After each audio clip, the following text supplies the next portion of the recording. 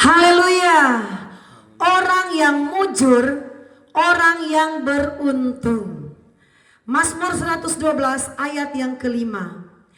Mujur orang yang menaruh belas kasihan dan yang memberi pinjaman, yang melakukan urusannya dengan sewajarnya. Saudara yang dikasihi dan diberkati oleh Tuhan, orang yang mujur sama artinya dengan orang yang beruntung. Orang yang mujur itu contohnya begini. Tidak sangka-sangka berkat datang. Itu orang mujur, saudaraku. Contoh, dia jalan-jalan, tiba-tiba ketemu emas yang jatuh di jalan. Tidak tahu siapa yang punya. Orang yang mujur, yang menemukan sesuatu yang berharga. Saudaraku, dalam Alkitab juga ada firman yang kita baca tentang orang yang mujur atau orang yang beruntung. Saudaraku, tidak semua orang bisa mengalami yang namanya kemujuran. Tidak semua orang bisa mengalami yang namanya beruntung. Mujur itu, saudaraku, sesuatu hal yang tiba-tiba terjadi. Tiba-tiba terjadi, mengejutkan. Tapi bukan mengejutkan hal-hal yang negatif, tetapi mengejutkan, berbicara tentang berkat, saudaraku. Mujur sekali engkau ya. Aduh, beruntung sekali. Firman Tuhan yang kita baca tadi dalam kitab Mazmur pasal 112 ayat yang ketiga.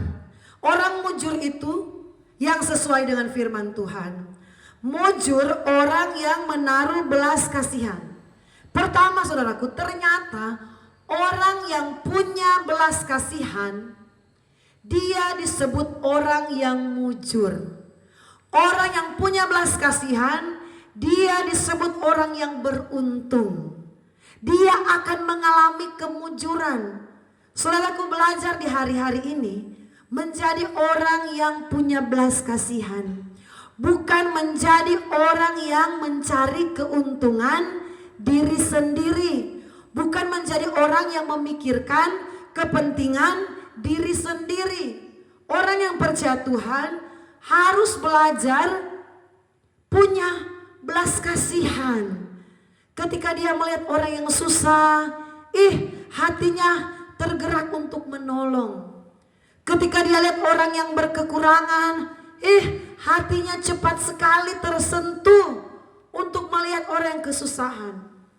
Orang-orang yang seperti itu, dikatakan firman Tuhan, adalah orang-orang yang mujur. Satu saat, karena dia sudah banyak melihat orang yang membutuhkan, satu saat tanpa dia pikirkan, ada berkat tiba-tiba datang.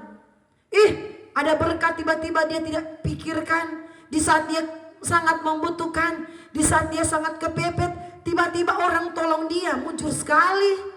Karena apa? Karena ternyata orang tersebut sudah mempraktekkan yang namanya ada belas kasihan. Saudaraku, Yesus Kristus adalah satu pribadi yang punya belas kasihan. Dia berkeliling dari desa ke kota untuk mencari orang-orang yang terhilang, untuk menyampaikan firman Tuhan, menyampaikan Injil. Yesus punya belas kasihan. Melihat orang banyak yang mengikut dia, dia tergerak dengan belas kasihan. Orang Kristen kalau tidak punya belas kasihan, dia tidak akan mengalami yang namanya kemujuran. Hidupnya banyak kali akan mengalami yang namanya, lawan kata dari mujur adalah sial. Saudaraku, saya percaya, saya pun tidak mau kalau hidup saya ini orang bilang sial sekali hidupmu.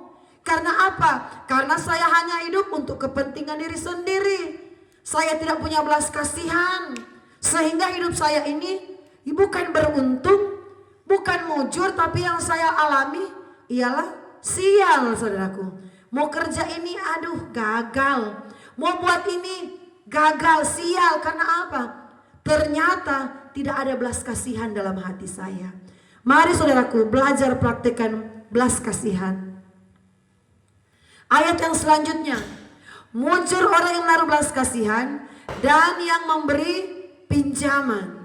Saudaraku, kalau engkau diberkati dengan berkat kekayaan, Tuhan percayakan usahamu berhasil, pekerjaanmu pekerjaan yang baik. Lihatlah orang-orang yang membutuhkan pinjaman.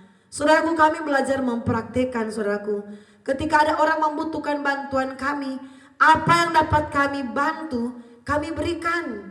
Kami, saudaraku, belajar, apalagi kami ini adalah hamba Tuhan. Kami ini adalah seorang pendeta, gembala, saudaraku.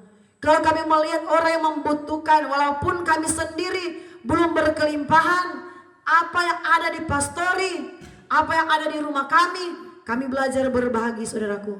Kami buka lumbung-lumbung berkat, tempat penyimpanan. Oh, ada gula, ada minyak goreng, saudaraku. Oh, ada beras. Kumpulkan sedikit demi sedikit. Kami belajar berbagi untuk orang lain. Dan kami boleh melihat, saudaraku, bahwa hidup kami ini selalu mengalami yang namanya kemujuran. Tuhan tidak pernah meninggalkan orang-orang yang melakukan firman Tuhan. Karena Tuhan selalu menepati janjinya. Saudaraku, mari, kalau saudara mau hidup dalam kemujuran, berbagilah dengan orang yang membutuhkan. Lihat orang di sekeliling kita. Walaupun kita sendiri pun belum orang yang kaya raya, tetapi menabur itu jangan tunggu nanti, oh nanti saja kalau saya sudah kaya baru saya mau menabur. Saudaraku, salah pemahaman yang seperti itu. Oh, nanti kalau saya sudah diberkati baru saya mau melihat pekerjaan Tuhan. Jangan. Firman berkata, orang yang menabur dengan mencucurkan air mata akan menuai dengan bersorak-sorai. Jadi orang yang belajar memberi, orang yang menabur berkat di saat berkekurangan, di saat penuh dengan kesusahan meneteskan air mata, dia akan menuai dengan sorak-sorai. Ayat yang berikut, ayat selanjutnya. Mujur pertama orang yang menaruh belas kasihan, yang kedua yang memberi pinjaman, dan yang terakhir yang melakukan urusannya dengan sewajarnya. Banyak kali orang sampai jatuh sakit karena dia melakukan urusannya sudah tidak wajar. Contohnya apa, saudaraku? Ketika dia bekerja dari pagi jam 8 sampai jam 12 malam, masih lembur sampai subuh tidak berhenti dia bekerja. Kejar target, cari uang, saudaraku. Akhirnya apa? Yang dia kerjakan itu dengan susah payah, tidak menikmati hasil itu. Malah ujung-ujungnya dia jatuh sakit. Uang yang dia kumpulkan sekian lama, lembur, kejar target, akhirnya tidak dinikmati.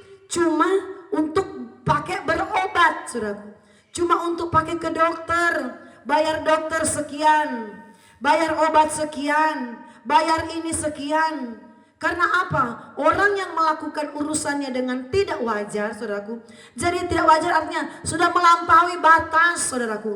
Mengejar atau bekerja sudah melampaui batas tenaga. Sudah tidak mampu, paksa akhirnya, saudaraku, bukan hanya sakit, bisa sampai mati, saudaraku. Bisa mati karena apa? Karena sudah tidak melakukan urusan dengan sewajarnya. Kalau bekerja dia kerja paksa setengah mati banting tulang. Sudah tidak ada waktu untuk berdoa. Sudah tidak ada waktu baca Alkitab. Jadi Tuhan tidak berkati hidupnya. Tetapi orang yang punya hikmat mengatur pekerjaannya, saudaraku, dia diberkati oleh Tuhan. Orang yang punya hikmat mengatur pekerjaannya, dia dikategorikan orang-orang yang beruntung. Orang-orang yang mujur. Jadi kalau saudara bekerja, jangan sampai lupa waktu. So tidak istirahat, saudaraku. Akhirnya kurang darah, anemia, saudaraku. Akhirnya pingsan masuk ICU. Akhirnya tidak bangun-bangun lagi. Akhirnya ya sudah menghadap kembali. Karena apa? Tidak melakukan urusan dengan sewajarnya. Orang yang terlalu sibuk dengan pekerjaan dan sudah melupakan jam-jam waktu dia dengan Tuhan adalah orang yang tidak diberkati. Dia kejar waktunya untuk cari uang, kejar pekerjaannya, bekerja sekuat tenaga, mujur tidak ada dalam hidupnya, beruntung tidak akan datang dalam pribadinya. Tetapi orang yang tahu mengatur waktunya, dia tahu hari Minggu jam ibadah, dia tahu bangun pagi harus berdoa dulu, dia tahu hari ini hari untuk beribadah, berpuasa. Orang-orang tersebut adalah orang-orang yang mengalami kemujuran dan keberuntungan dari Tuhan. Tuhan Yesus memberkati. Haleluya.